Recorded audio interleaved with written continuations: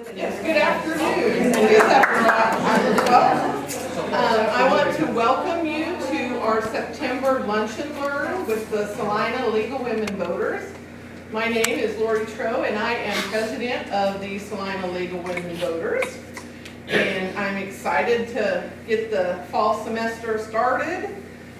We have September, October, and November. And I'll tell you a little more about those at the end. And we are here today to talk about One Salina with Greg Stevens, and then he is going to introduce our speaker, Bryce, to talk about immigration. So, Greg Stevens, I welcome you to the podium and enjoy.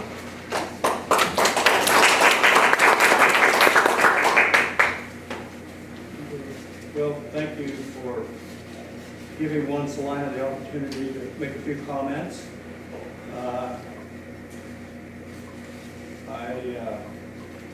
I'm kind of speaking for Julie Bertarda, who is kind of our leader, and I've got 4 or 5 slides, and then we're going to turn it over to Bryce and Galyna to talk. Does this work? Salina started as a welcoming group, and we started after one of the Talk Salina presentations that we had in year 2019. And after that presentation, the group, many in the group wanted to continue and focus on the topic of immigration. So we're committed to fostering cultural and ethnic inclusion. We found out that Salina had 54 different countries represented in the community, something like that. This is what the city of Salina told us.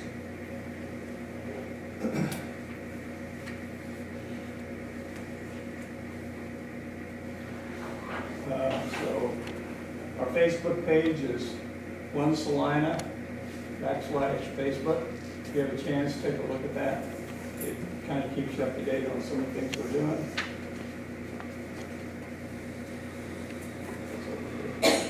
Some of the things that we have done in the past is the museums, events. We've had displays there, and here's one where we had different seeds that represented the different countries, and then kids and anybody that wanted to come by could kind of create these countries and put these different seeds out. The Land Institute helped us a lot with that. We've also done parades, Hispanic events at the temple. We promoted voting, and we did a video event at USD 305 here. And it was pretty well attended, had a discussion afterwards.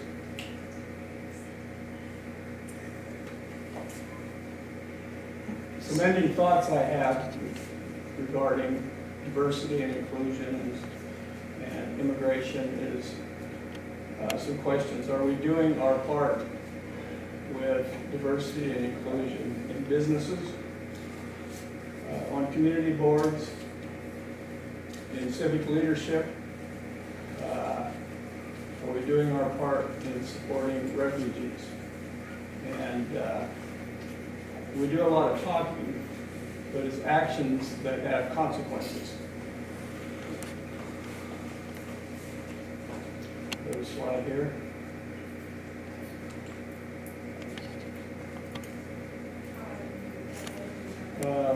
I'm going to introduce Bryce here in a minute, but I have a couple statistics I wanted to share with everybody. Is the Center for Economic Development and Business Research in Wichita has come out with a study, and also Kansas Health Foundation. And this is something that I'm sure all of you know, but it's just a good reminder. Immigration policies are slowing growth in Kansas. We are now 31st ranking in population of the United States, whereas We were 20th at one time, so our population is declining. Salina's population has declined over 2% since the year 2020. And the Center for Business, the Wichita Center has a study out saying that we will become, as a state, a majority-minority state by the year 2066. That's not too far off. That's like 40-some years. It's our children's, grandchildren's lifetime. Why is this happening? 80% of the counties are losing population. We're losing population because of aging and because youth are moving out. You're moving to basically the southwest part of the United States, of Kansas, Garden, Liberal, Dodge, but also some of the counties in that territory. Liberal had a decline in population because one of their packing plants closed down, but the population will probably come back there. Garden had a decline at one time, and their population came back. Surprisingly, some of the counties on the western tier, the population over the last couple of years has not declined that much, believe it or not. Like Rawlins County has had a slight increase, Thomas County has had a slight increase, and then Wallace and some of Scott have also had increases. This is happening partially because people from Colorado are kind of moving back into that area. And more youth, because farm prices were quite good for a period of time. They've been declining lately, with the exception of cattle prices. Cattle prices are really, really high, but the grain prices are going down now.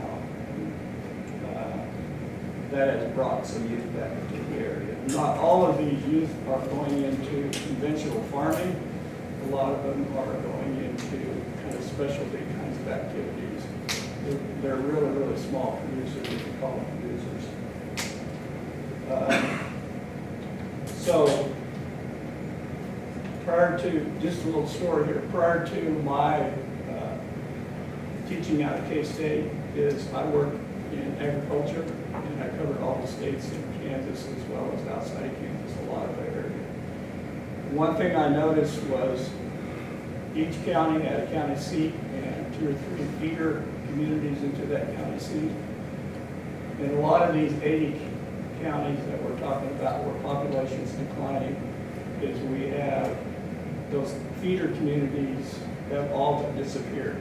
So now you have the county seats, and the county seats are starting to look now when I go back out into these areas like the areas that were once the feeder communities. And Salina happens to have a slight pull factor. We're pulling people in, but if you look at the territory around Salina, it comprises of a lot of aging population, and it's also in our market area as a regional shopping center. It's a territory that has most of these counties where population is declining. So we've got some challenges in the future, but we also have some opportunities, because if we're going to become a majority-minority state, we really need to think about some of the opportunities, I think, that take place due to becoming more of a welcoming community. So I wonder, why don't we have, here's a thought, why don't we have a welcome week here where we're welcome and looking at ways. We got great people in Salina. We got great social services. We got great institutions. We got great organizations. Are we doing everything that we can do to showcase and create the kind of community where immigrants would want to come here? Because that's going to be our future. So we have an opportunity. We can start growing like Garden and Dodge if we do this in a purposeful way. So this is a subject that I've been really interested in for quite a while, and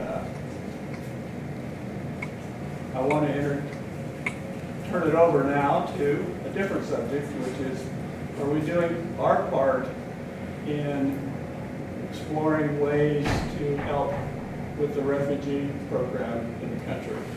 So I'm going to introduce Bryce Fuhrmann and Galyna here that we'll talk with a little bit later on. Bryce.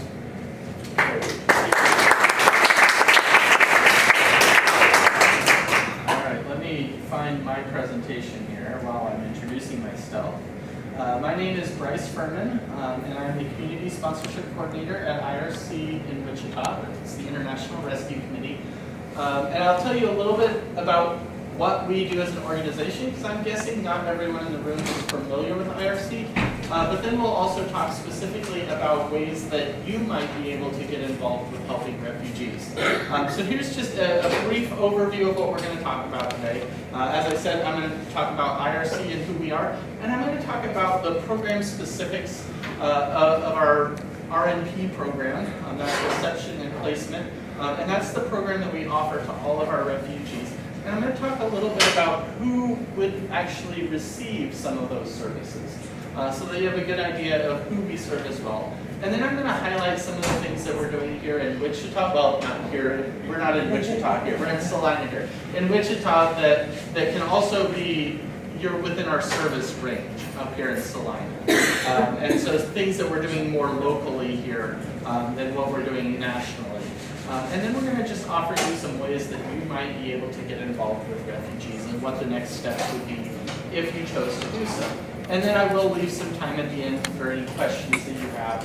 So feel free to hold on to those questions until the end, or if it's something that you're going to forget, please feel free to stop me along the way and ask those questions.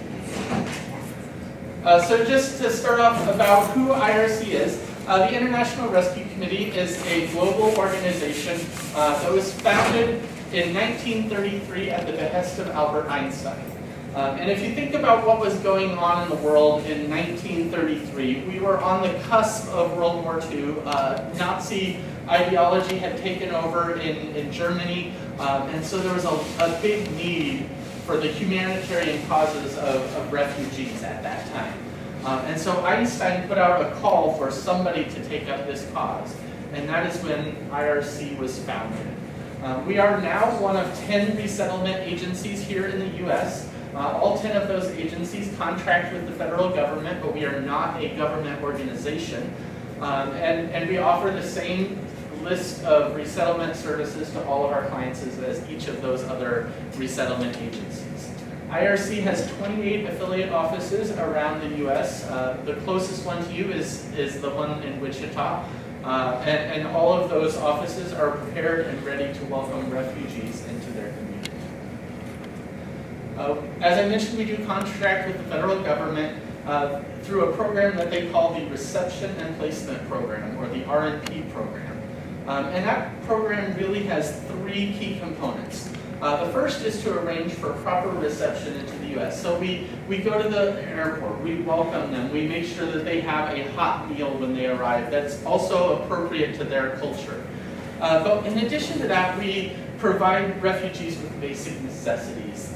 So we make sure that they get housing, that they get access to public benefits that help them get their groceries, and that they get their furniture and their towels and their dishes when they move into their new house, so that they're welcome, but they have those necessities to survive.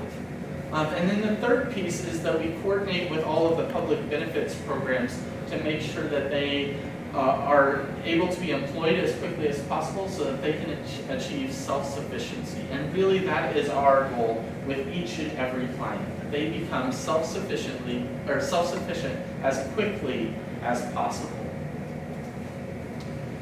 So in just a moment, we're going to watch a video that I forgot to test the sound on this TV when I walked in today, so I'm hoping the sound will work.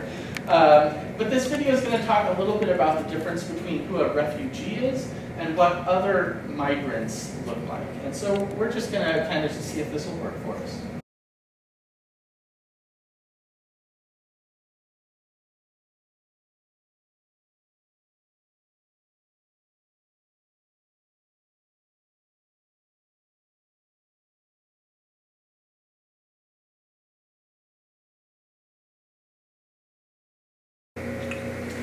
All right.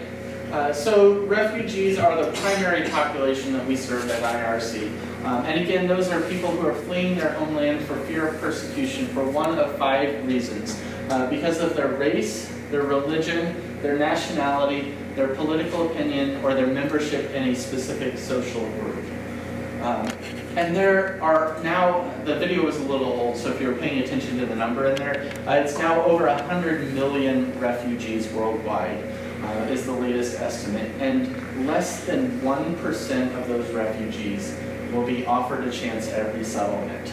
And so it's this enormous worldwide need that we're just doing our part to put a small dent in that problem. And so these are people who are really struggling with their very basic needs, just looking for a way to survive and find a new place to be able to survive. But there are 2 other populations that we also serve that many people confuse with refugees because they're very subtle distinctions. The first is the special immigrant visa holders, or SIVs, and these are Iraqis and Afghans who worked with or on behalf of the U.S. government during the various wars in the Middle East. And because of their relationship with the U.S., they are granted special permission to come to the U.S. the same way that refugees do. They have all of the same benefits as refugees, but they don't have to go through all of the background screening process and the UN side of the refugee process.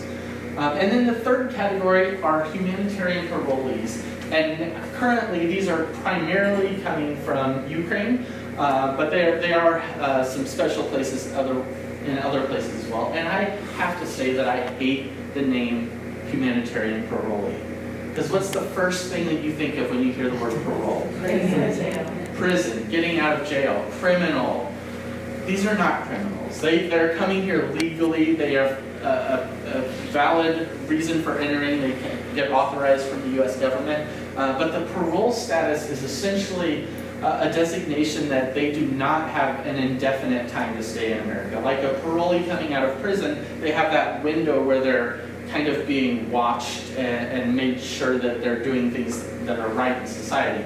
This group comes with a 2-year window that they can be a part of the U.S. society, at which point they would have to file for either a new status or return home. And so hopefully they can figure out something in that 2-year status window that they can have a more long-range goal of where they want to be. All right, so I mentioned that we provide the reception and placement, or R&P program. And here is a graphic that just kind of shows what all is involved with that. And if you think about what it might take for you to pick up and move halfway around the world, you would need a lot of things, right? You would need a way to find some shelter. You would need food. You would need to find employment. You would possibly need to learn a language depending on where you're going. If you had children, you would need to get them enrolled in school. Those are all things that are part of the reception and placement program. And they're services that we provide to each and every one of our clients. And some of them are very quick and easy. It does not take a whole lot of effort to go to the airport and pick up a family at the airport and take them to wherever they're staying that night. But it does take a lot of time to help them find employment and help with job applications and interviewing processes. And it takes a lot of time for the cultural orientation to help orient them to our way of life here in America and what that might look like. So some of these services are done very rapidly, and some of them take a lot more time, but there are things that are necessary for all of our families to both feel welcomed and secure here in the U.S. and to get their life started here. So what does this look like in our area, in Wichita, or for you in Salina? We do have a 100-mile radius, so Salina just barely fits into our radius of our service area from Wichita. And in fiscal year 2022, we had 739 individuals that resettled into the Wichita area.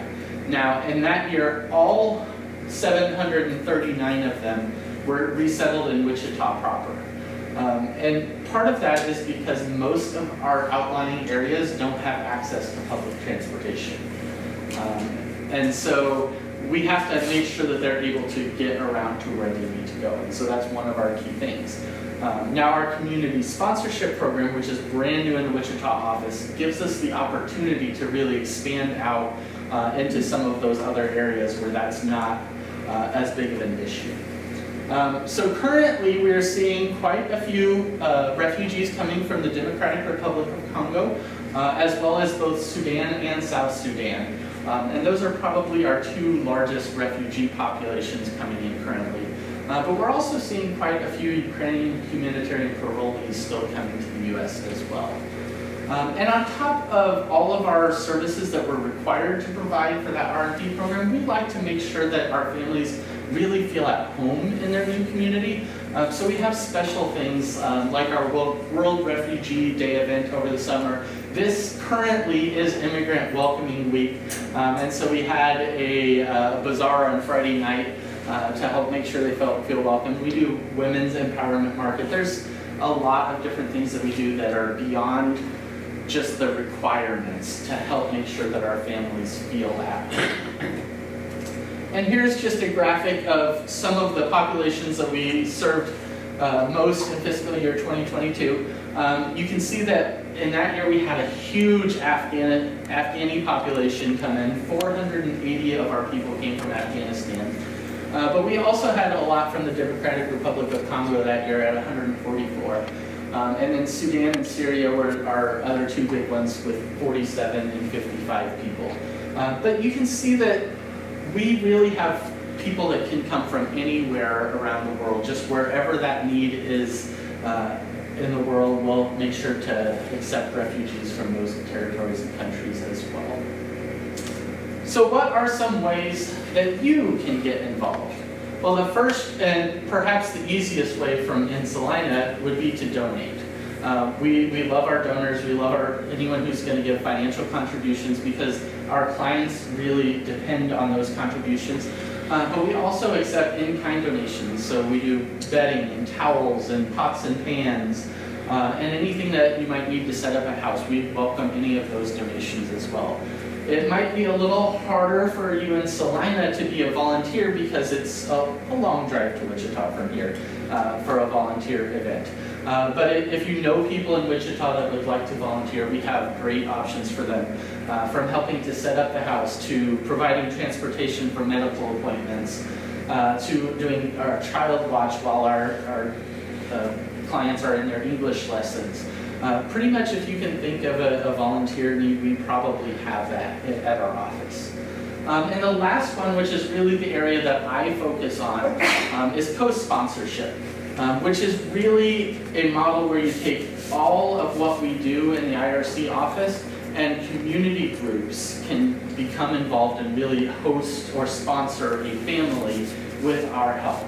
And so I'm going to really dive into that one here for a little bit.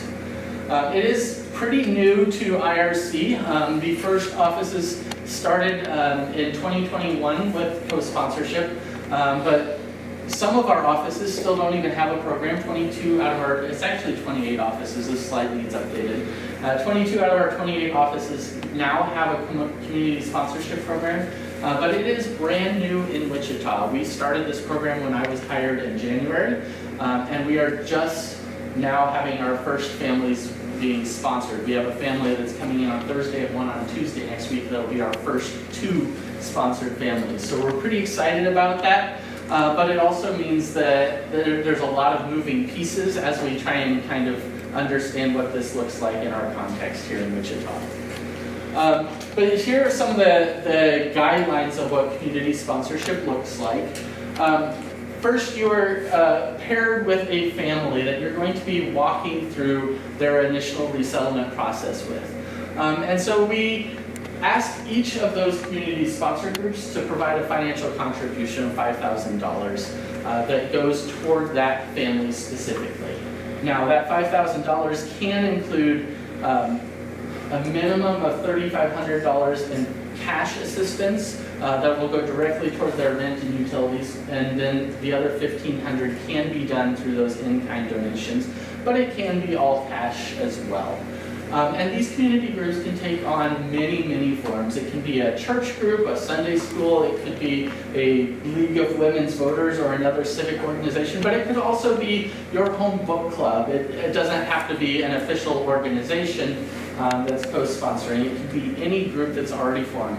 But we do ask that the group be comprised of 6 to 10 core members because that gives you the ability to spread out the work enough that not one person is feeling overwhelmed by this burden, but it's also not such a large group that the family that you're sponsoring is overwhelmed by having to meet 50 people and try and figure out who's doing what. And so we ask that those 6 to 10 people commit to a 6-month commitment to helping this family from arrival through their first 6 months here in the U.S.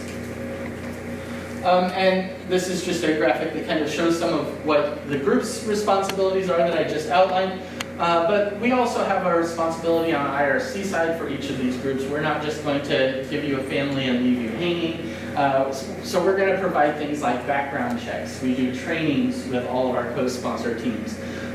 We have a co-sponsor agreement that will outline what services you're providing and what services IRC is providing, because we're not asking you to take on every one of those core services.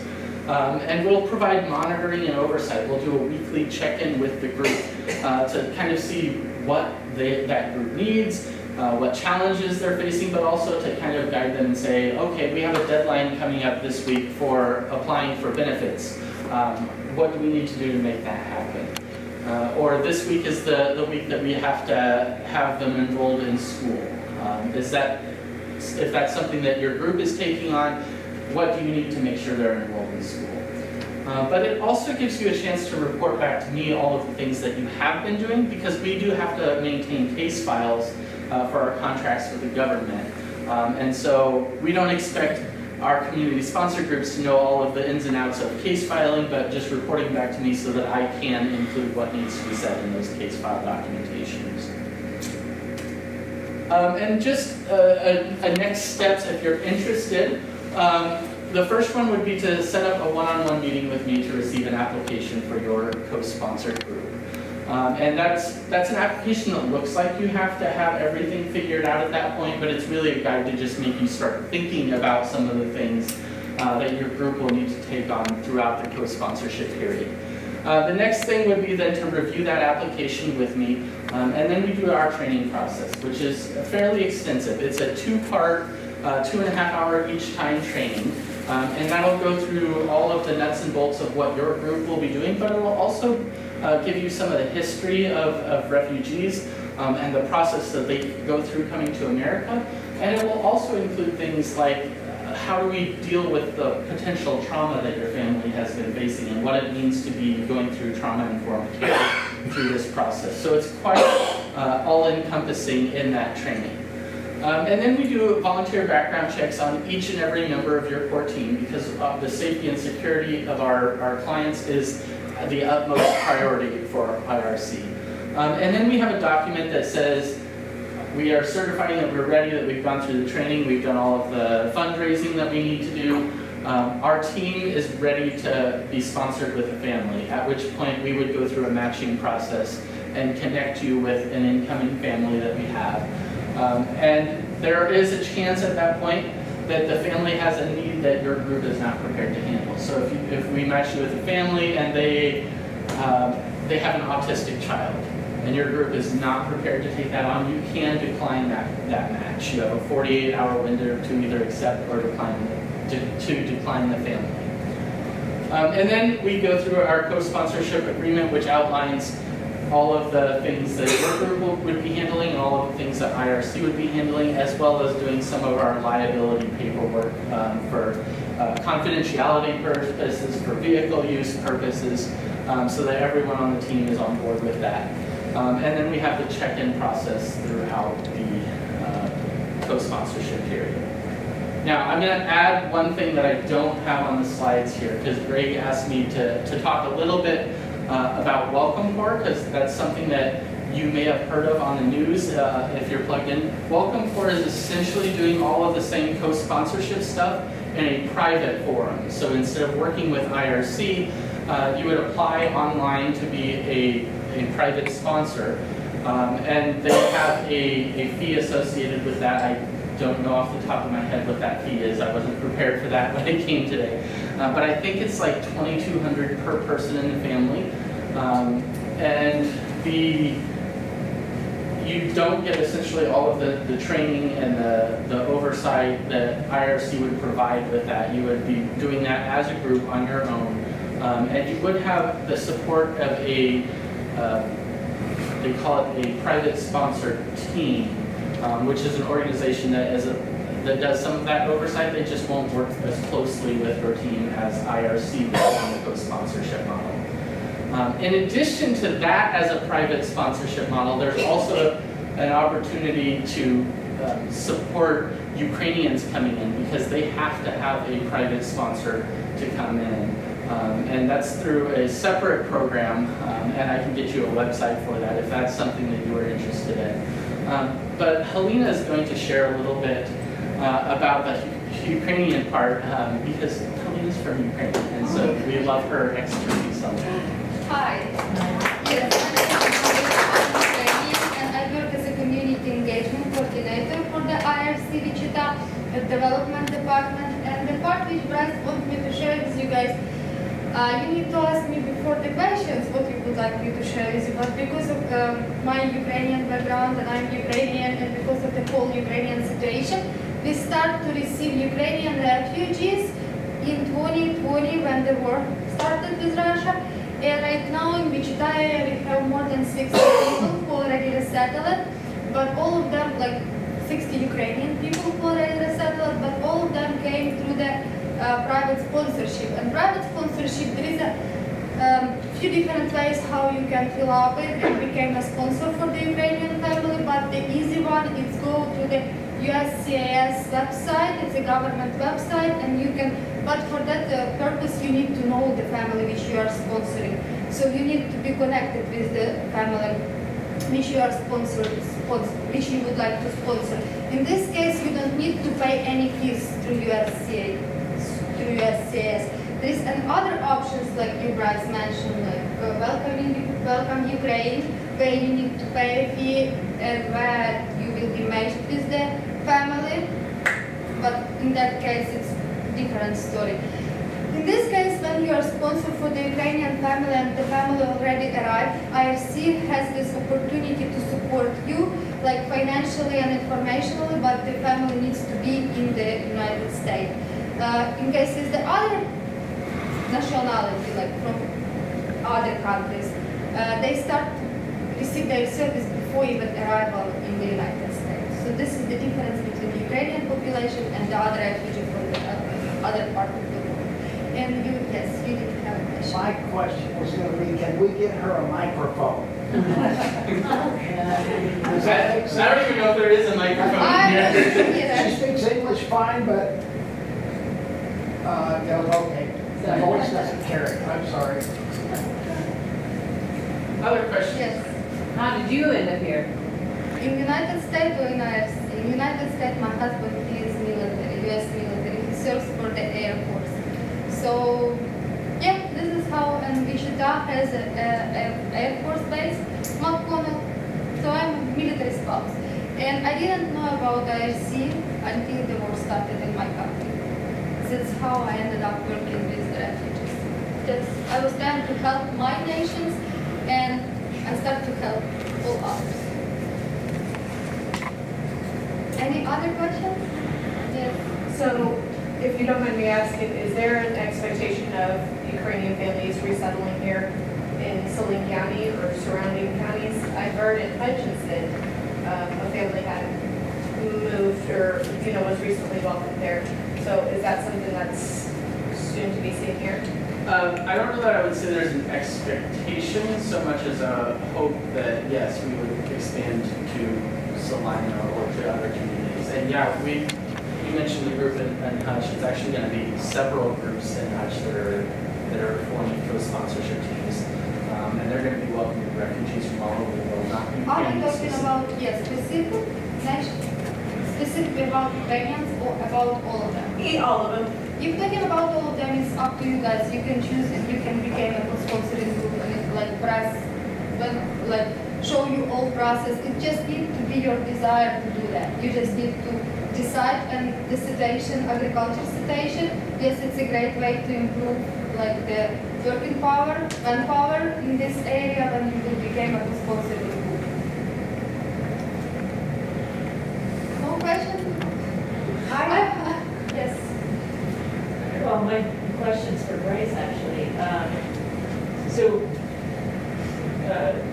It's clear that there's some donations, but I'm assuming there's also federal government money. Yeah, so on top of the $5,000 that we asked for the co-sponsored group, the refugees have a one-time $1,075 per person contribution that's called their R&P funds. That goes along with this program, but then they also have access to several different public benefits programs like SNAP or food stamps, and TANF, which is the Temporary Assistance for Needy Families. But there's also some programs that are specifically designed for refugees that you might not be as familiar with as those. So we have Matching Grant, which is an employment program that helps fund some of their initial costs for their rent and utilities while finding employment. And we have Refugee Cash Assistance, which is just a pocket money program specifically designed for refugees. This is something I've thought about and done a little research on online because Okay. I'm interested in it. But one of the things that seems like maybe the biggest hurdle is the language.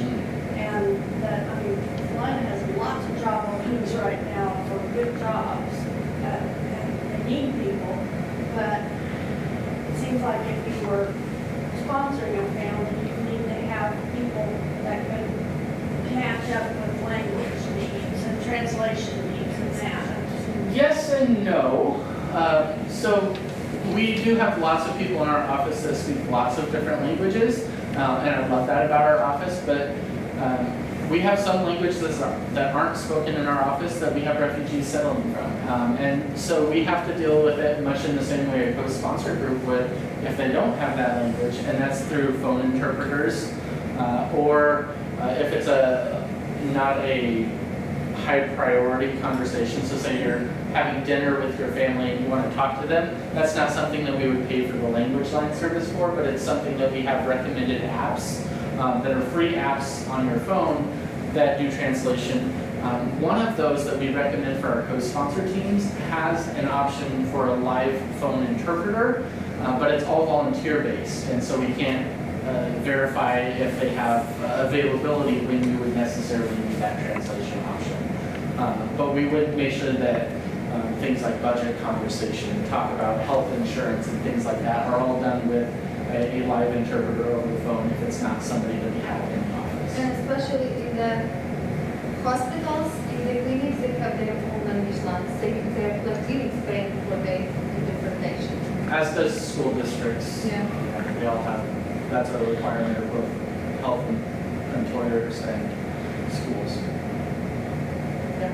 Two things. I have a cousin who lives in Wichita, and he's probably in his 50s, and he and his wife are teaching English to a refugee family through a church program they're involved in. So that was my first question. Churches, how many churches have gotten involved?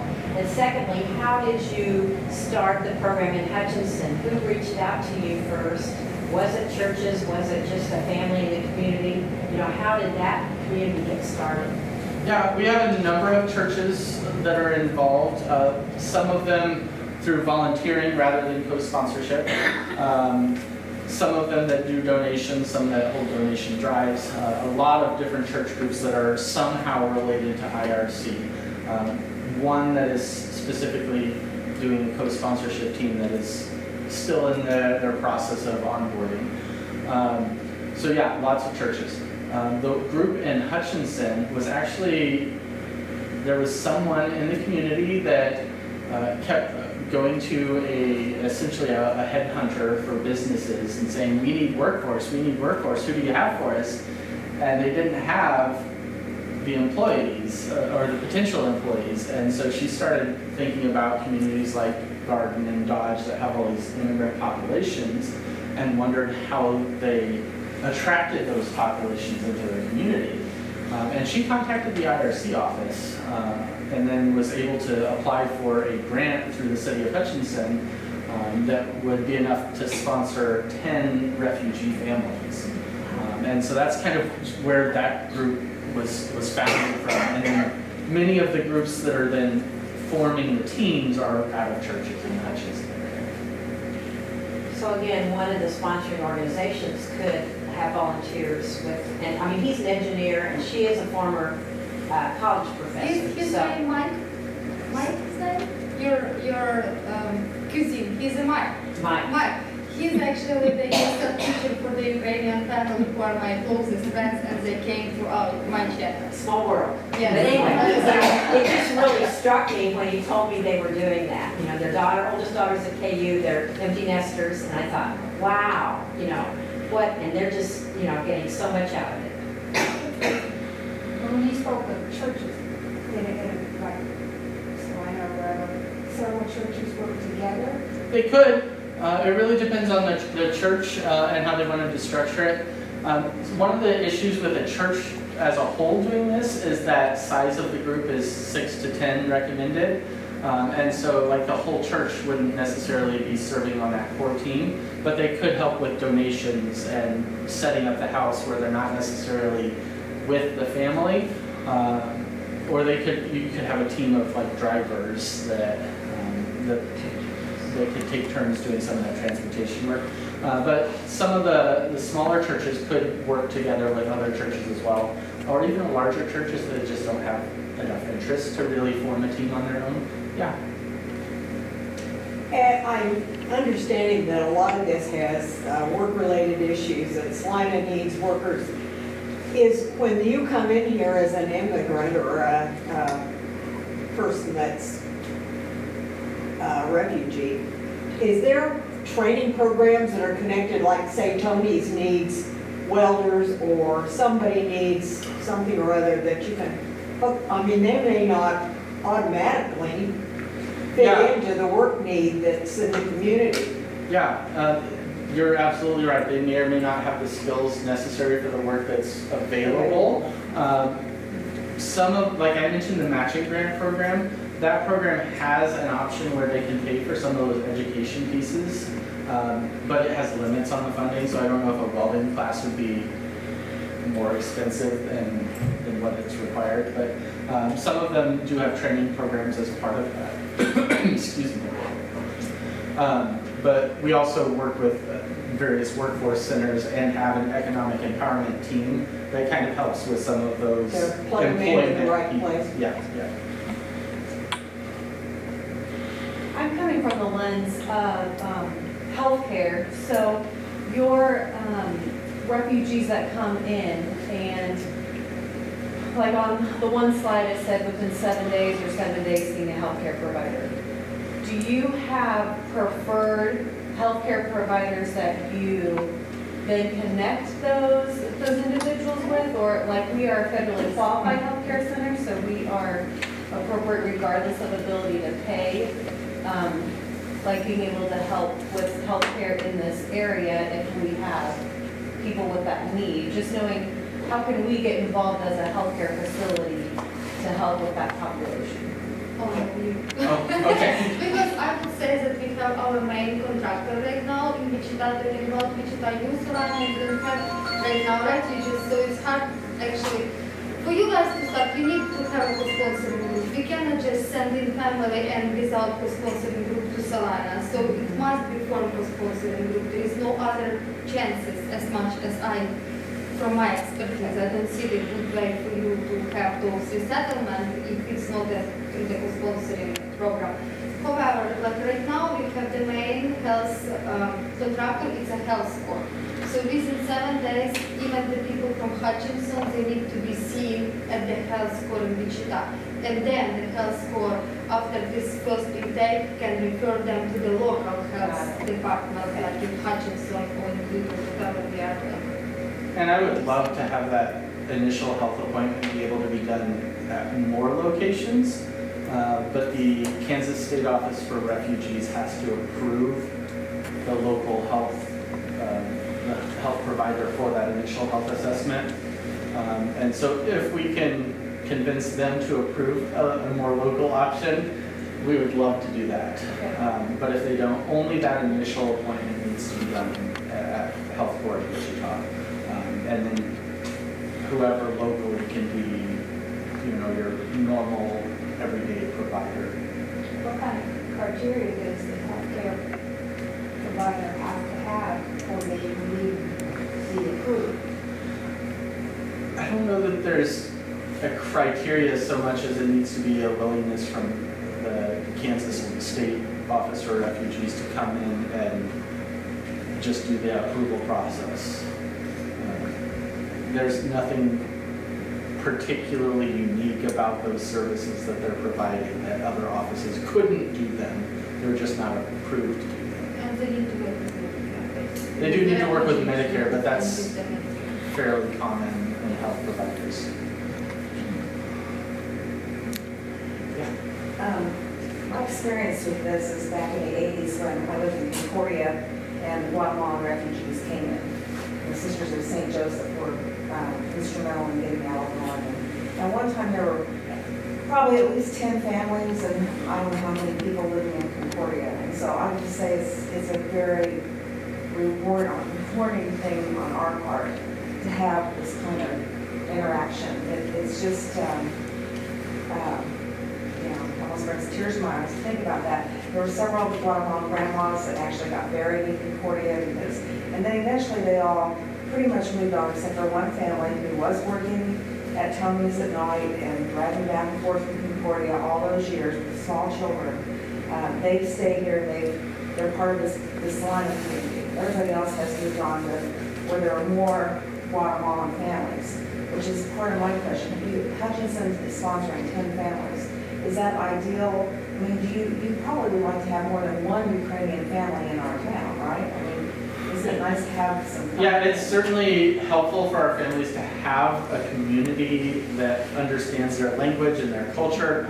But it's also, if they have a lot of the same culture, it makes it harder for them to develop relationships and learn English and have a new community as well. The people who has actually more like less community connection, but more like less their own community connection. They are more self-sufficient and they're more like with the Mike, for example. Yes, Mike speaks Russian, but also he's American, and the family has a chance to be involved in the community of like United States community, the American community, instead of just being like close to me and talking just to me. So yeah, there's benefit, but there's also challenges involved with that. And then my other experience with this is reading Mary Pfeiffer's book called Middle of Everywhere.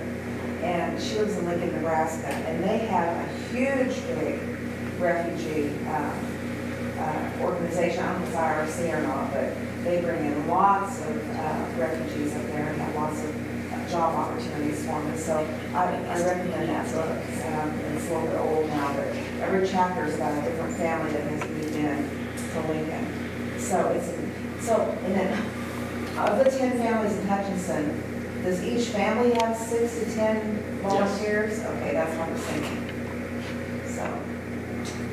Do you try to pull in, this is getting my mind the question, owners of business that need employees? It's helpful to have those contacts, absolutely, even if they're on the team. But it's not necessary. Not necessary, but do you have some of those on the team? Sometimes. In Hutch, we have a couple of those, yeah. And actually, you cannot predict it. It's like a cows. You cannot predict it just because when the people already know that there is a family of refugee coming, they start to propose their job by themselves. Like, you don't need to really search for that, like, so be so worried about the job. Because job places exist. So I was told we needed to be out of the room by 1, and it's now 1:05. I'm happy to continue answering questions, but if we do need to relinquish this space, I want to honor that, and I also want to honor your time as well. So thank you for having us to come and present, and I would love to have more conversations after. If you are interested at all, I have both QR codes to get to the IRC volunteer page, and I have my business cards in here, so feel free to take one with you.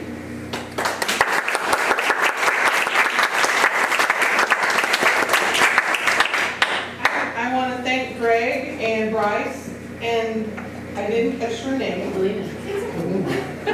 for coming and speaking. This was very informational. And I want to thank all of you for coming. And I want to tell about a few upcoming dates we have. Next Monday night is our Fall Issues Forum at 7 p.m. It's going to be over at the McKenzie 2 room. And it will be our new police chief, CJ Wise. He will be speaking. And again, that's next Monday at 7 p.m. And then on October the 10th will be our next Lunch and Learn here. And it will be on, there will be somebody from the library speaking on banned books, because October is banned books month. So, and then on Sunday, October the 15th, we will be having a candidate forum, and we are calling it Speed Dating with the Candidates. Each candidate will be seated at a table with different people, and they have 10 minutes to ask questions, and then the candidates will move to the next table, and they'll be able to do an opening statement and a closing statement. And it will be Sunday, September the 15th, from 3 to 6 at Sunrise Presbyterian Church. October, sorry. My months are running together. So, anyway, I think Could we have a sign-up sheet for anybody here who is interested in this? So we have some way to contact each other or get Yeah, things started? I've got, and also I have the sign-up sheet for everybody that was here. You can make sure you sign the sheet of paper, and then I'll put another sheet of paper for people that are interested. Make a check or something to Yeah. sign our sign-up slip or something. And we also have Lunch and Learn in November, the first Tuesday in November here. It's an update on the river. Yes, Jamie and Rachel will be here. November the 14th. Okay, thank you. So, again, thank you all for coming. Thank you.